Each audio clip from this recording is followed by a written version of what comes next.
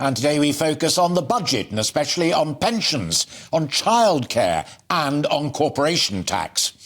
Jeremy Hunt's budgets are big deals, economically and politically. And when you see that they reduce Prime Minister's questions to a warm-up act, well, you get my drift.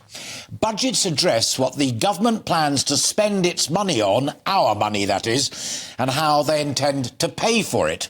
They also set the political weather for the following few months. And in this case, that it takes us perilously close to the general election makes it even more interesting. Budgets also prompt a few days of open debate when backbenchers on all sides can hail their heroes or put the boot in. Well, the scene was set by the Chancellor's growth speech just a few weeks ago. A return to growth, he said, reduced borrowing and curbing inflation.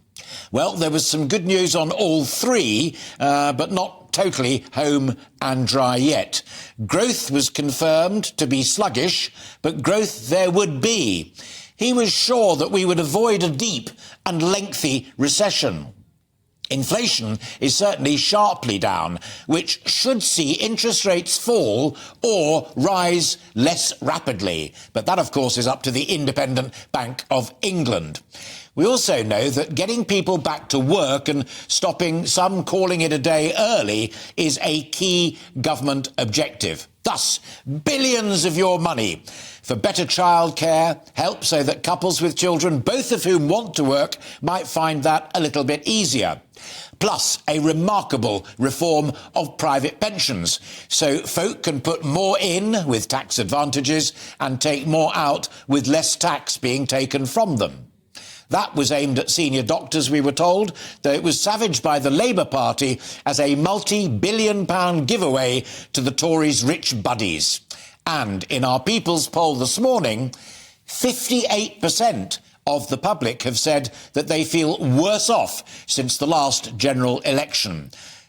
And when asked about those pension reforms, 23% said that they supported them, against 26% who said they didn't.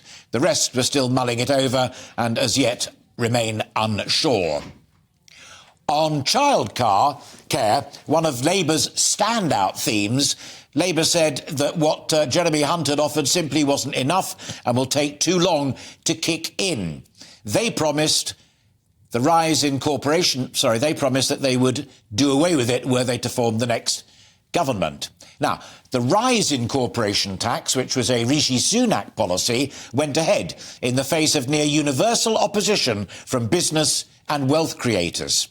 The continuation of help with energy bills was there, but the reform of the energy market that many have called for was not. Tax remains at its highest in decades. In the open debate afterwards, several Tory backbenchers said, if the Conservative Party doesn't cut taxes, then what is it for?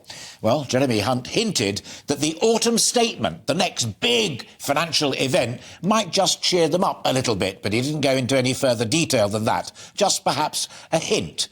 On the Labour backbenches, however, there were calls for a wealth tax and an escalating property tax. No takers yet on the Labour front bench for either of those ideas, but they were there and they were voiced with much passion by several Labour MPs. Labour's front bench, of course, have learnt caution and not to frighten the voters.